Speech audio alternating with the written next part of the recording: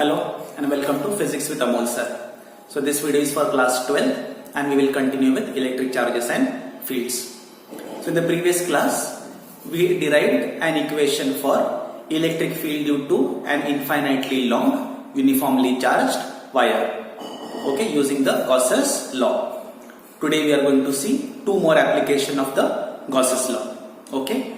So second application, we want to find out electric field due to an infinite planar sheet that is uniformly charged. Now what do you mean by planar sheet? You can imagine a planar sheet like this. Okay, so this is a white piece of paper. So this piece of paper you can, this is a planar sheet and it is an infinite, you have to imagine. So it extends in all this x-axis and y-axis infinitely. So that is a planar sheet. Okay.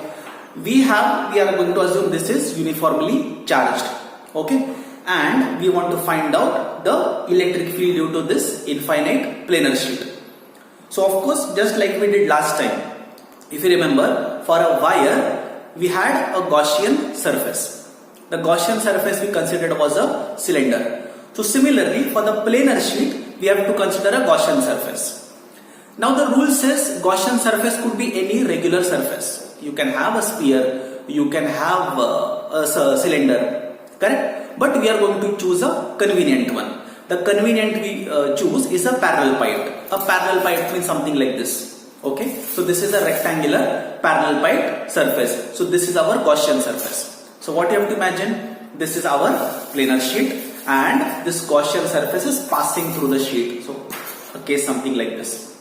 Okay, and then we are going to do our derivation. Here is a diagram of the same.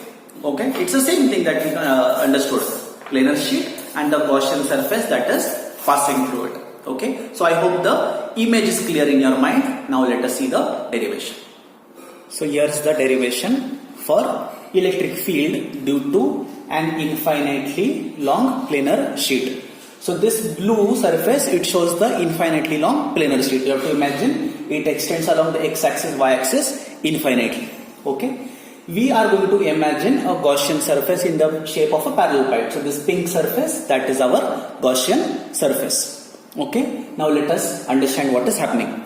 So there is a uniform charge distribution on our planar sheet. Let us say there is a positive charge over it. Okay. So it is going to have an electric field along the x-axis, correct? Along the positive direction of the x-axis, along the negative x-axis. There will be no component of electric field that is going to be vertically upwards. Is that correct? Therefore, for this Gaussian surface, there is only going to be a flux on this face, that is 1, and the back face, that is number 2. There will be no flux passing along these 1, 2, the bottom one, 3 and 4. Okay, so the flux will only be going along the x-axis, along positive direction and negative direction. This is to be remembered. Okay, so this is our case. Now let us start with our derivation. According to definition of electric flux is the product of electric field into the area. So let A be the area of this Gaussian surface. So you will see there is electric flux passing along the surface 1. Similarly, there will be electric flux that will be going through the surface 2. So total flux will be the addition of both these flux, correct? Therefore, if phi is the electric flux through the Gaussian surface, that will be equal to EA plus EA. Correct? Why it is getting added up? Because flux is passing from the surface 1 outwards, passing from surface 2 outwards, therefore it gets added up. So therefore, we will say flux is equal to 2 times EA. This we are going to call as our equation number 1. Okay, so this is the electric flux. Next, let sigma be the surface charge density for the planar sheet. I am sure you remember what is surface charge density. Surface charge density is charge per unit surface area. So for the Gaussian surface, the surface charge density can be given as Q upon A, where Q is the charge enclosed by the Gaussian surface, correct? So you can write sigma is equal to Q by A, or we can write Q is equal to sigma into A. This we will call as equation number 2. Okay. Now let us go to the Gauss's law. Okay. What does Gauss's law say? Gauss's law says that the electric flux through a closed surface is given by Q by epsilon naught, where Q is the charge enclosed. So if I use equation number 2 in this, we will get therefore phi is equal to sigma A upon epsilon naught. This let us call equation number 3. Correct? And now comparing equations 1 and 3. What can we write? We can write 2 times EA is equal to sigma A by epsilon naught. A gets cancelled, and we can write therefore E, that is electric field, is equal to sigma upon 2 epsilon naught. This gives electric field due to the planar sheet. Okay, and of course now you will ask, what is the direction? Direction is again going to be radially outwards, like this. So we can imagine this is a vector that is moving radially outwards because it is having a positive charge. So the direction of this electric field can be given like this. E is equal to sigma by 2 epsilon naught n cap. Okay, and of course the electric field on the other side will also be radially outwards. If the charge that is on the plate is negative, in that case the direction of electric field will be radially inwards. So we should write minus sigma by 2 epsilon naught n cap. Okay, so this equation gives the electric field. You will notice that in this equation we have not taken the distance into account. Correct? So it doesn't matter how far you are from the planar sheet, electric field is going to be constant. This is an important outcome of this particular derivation. Okay, I hope it is understood. Third application, we have to find out electric field due to a uniformly charged hollow sphere. So this is a hollow sphere of radius capital R. We have to assume that it is uniformly charged. Now I hope you remember the first and second application properly. If that is understood very well, this should be very easy to understand. Okay, so we have a hollow sphere of radius capital R.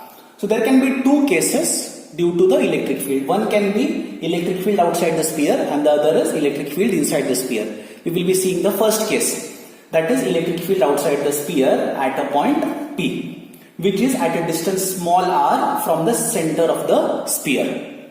Okay, so we'll make our Gaussian surface, this pink surface that you see. Gaussian surface is also a sphere, as you can see. Okay, so let us start with the derivation. So as we said, there is some charge Q that is there on this sphere, right? So by definition of electric flux, the electric flux passing through the Gaussian surface P is given by phi is equal to E into the surface area. Surface area of the sphere is nothing but 4 pi small r square. Okay, this we'll call as equation number 1. I think this is very easy to understand. Phi is equal to E multiplied by 4 into pi r square. We have used small r because it is radius of the outermost sphere. Okay, Gaussian surface. Next, let sigma be the surface charge density on the sphere. Okay, then we can write sigma is equal to charge upon area. What is the area of the sphere? Area is 4 pi capital R square. Right? This will become our second equation.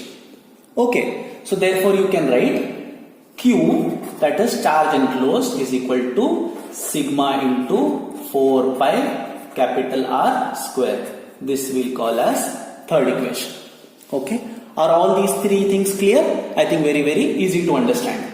Now let us use Gauss law. Gauss law will say that the flux passing through the outermost sphere is equal to Q upon epsilon naught, where Q is the charge enclosed. You can get value of Q from equation number 3. Okay, therefore we will get phi is equal to, we'll write it like this, 4 pi capital R square multiplied by sigma upon epsilon naught. This is 5. This becomes equation number 4. Compare equation 4 and equation 1. You can write E into 4 pi small r square is equal to 4 pi capital R square sigma by epsilon naught. You can cancel out the 4 pi and we'll get E is equal to sigma capital R square by small r square upon epsilon naught. This will give you the electric field. So let us call this equation number 5. Okay. Now, if we use equation number second, can you see equation number second? We have for sigma. Sigma is q by 4 pi r square. If we use equation 2 in equation 5, okay, we can substitute for the value of sigma. If we substitute for the value of sigma, you can see this capital R square will get cancelled, and therefore we will get electric field as E is equal to Q upon 4 pi epsilon naught small r square. Okay. This is the magnitude of the electric field. What is the direction? Direction can be a unit vector that is radially outwards if it is a positive charge on the sphere. So we can write vector E is equal to Q upon 4 pi epsilon naught r square n cap. This gives electric field outside the sphere. If the charge on the sphere is negative, the field will be directed inwards. Okay, we'll put a minus sign here. Is it understood? This is for field outside the sphere. Now what we understand from this, okay, it means that if there is a hollow sphere, the electric field due to the sphere is as if all the charge Q is concentrated on the center. Okay, this is an important application of this particular formula. Now, second case is for electric field inside the sphere. Now, inside the sphere, you will see the enclosed charge is going to be 0, right? Because inside the sphere there is no charge enclosed. Because charge enclosed is 0, thereby electric flux will be 0. As flux is 0, electric field inside the sphere will also be 0. Okay, so remember, inside the hollow sphere, electric field is going to be 0.